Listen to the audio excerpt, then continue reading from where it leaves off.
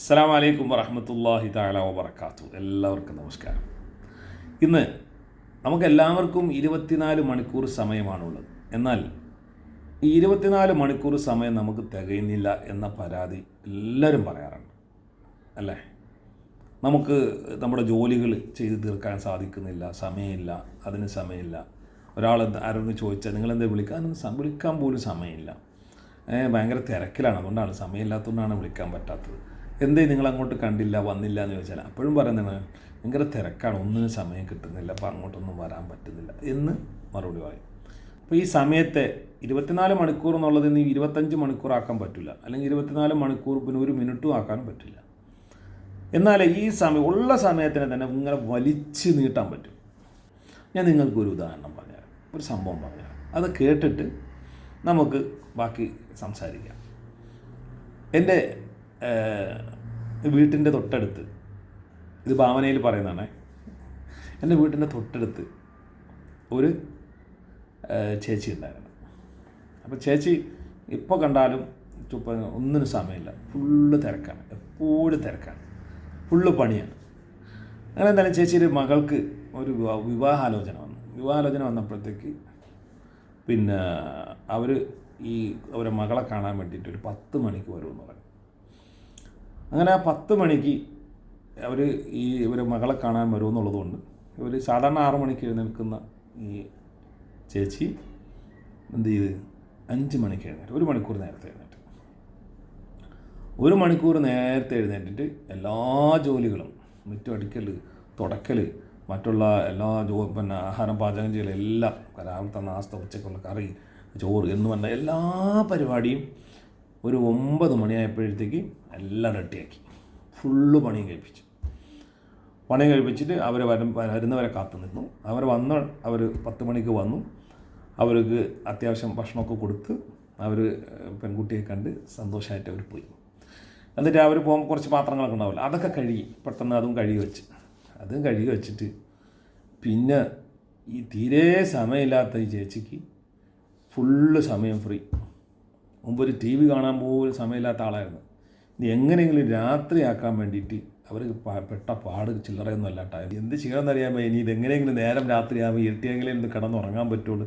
ഈ പകലുറങ്ങി ശീലമില്ലാത്തവർക്ക് പകൽ ഉറക്കവും വരില്ലല്ലോ. അങ്ങനെ എന്തുകൊണ്ടാണ് അവർക്ക് ഇത്രയും സമയം കിട്ടിയതെന്നറിയോ? അവർ എല്ലാ ദിവസവും ചെയ്യുന്ന ജോലിയായിരുന്നു. ആ ജോലി അവർ വളരെ പെട്ടെന്ന് അടുക്കും ചുറ്റോടുകൂടി കൃത്യമായി ചെയ്ത് തീർത്തപ്പോൾ അവർക്ക് ഈ സമയം ഇത്രയും ബാലൻസായി. എന്ന് പറഞ്ഞ പോലെ നമുക്കും നമ്മുടെ ജീവിതത്തിൽ നമുക്ക് ഓരോ കാര്യങ്ങൾ എടുത്ത് നോക്കിയാൽ നമുക്ക് മനസ്സിലാകും. നമ്മൾ രാവിലെ മുതൽ തുടങ്ങുന്നത് എന്തായിരിക്കും?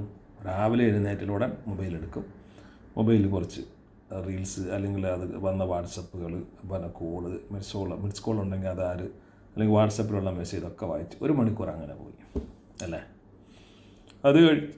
അത് കഴിഞ്ഞ് പോയി പിന്നെ പ്രാഥമിക കർമ്മങ്ങളൊക്കെ നിർവഹിച്ച് കഴിഞ്ഞ് തിരിച്ചു വന്ന് പിന്നെ ഒന്നുകൂടി മൊബൈൽ എടുത്ത് നോക്കും.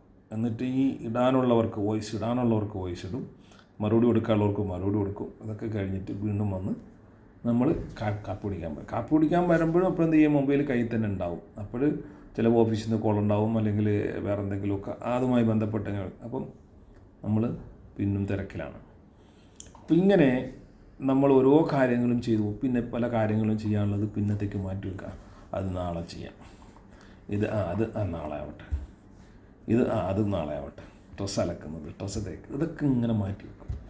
അങ്ങനെ ഓരോ പണികളും നമ്മൾ തിരക്ക് എന്ന് വിചാരിച്ചിട്ട് പണി, ശരിക്കും പറഞ്ഞാൽ ഒരു തിരക്കില്ല. കൃത്യമായി അത് അപ്പോൾ ചെയ്താൽ ആ പണി അവിടെ കഴിയും.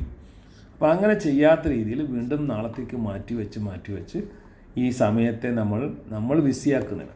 നമ്മൾ ഈ പറഞ്ഞതുപോലെ മൊബൈലിലും സോഷ്യൽ മീഡിയയിലും ഒക്കെ കയറിയിട്ട് നമ്മുടെ സമയം വെറുതെ നമ്മൾ പാഴാക്കി കളയാണ്. നമ്മൾ കൃത്യമായി ചെയ്യേണ്ട ജോലികളൊന്നും നമ്മൾ ചെയ്യുന്നില്ല. ഈ മൊബൈൽ വരുന്നതിന് മുമ്പാണെങ്കിൽ ഇങ്ങനെയല്ല. ഈ മൊബൈൽ ശരിക്കും പറഞ്ഞാൽ നമ്മുടെ ഈ സോഷ്യൽ മീഡിയ, ഈ മൊബൈലാണ് നമ്മുടെ സമയം കവർന്നെടുക്കുന്നത്. അല്ലെങ്കിൽ നമുക്ക് ഇഷ്ടംപോലെ സമയമുണ്ട്.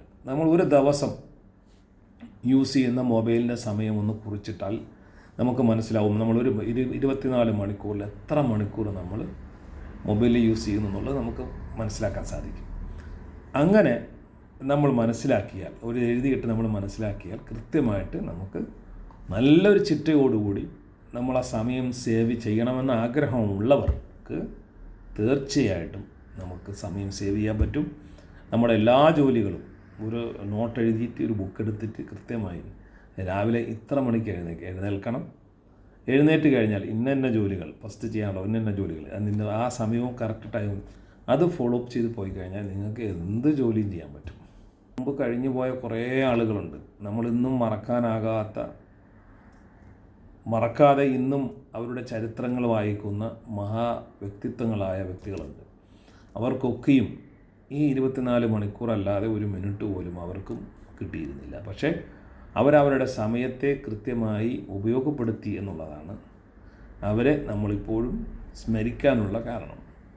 നമ്മൾക്ക് പാഴായി പോകുന്ന ഒരു മിനിറ്റോ ഒരു സെക്കൻഡ് പോലും നമുക്ക് തിരിച്ചു കിട്ടുകയുമില്ല.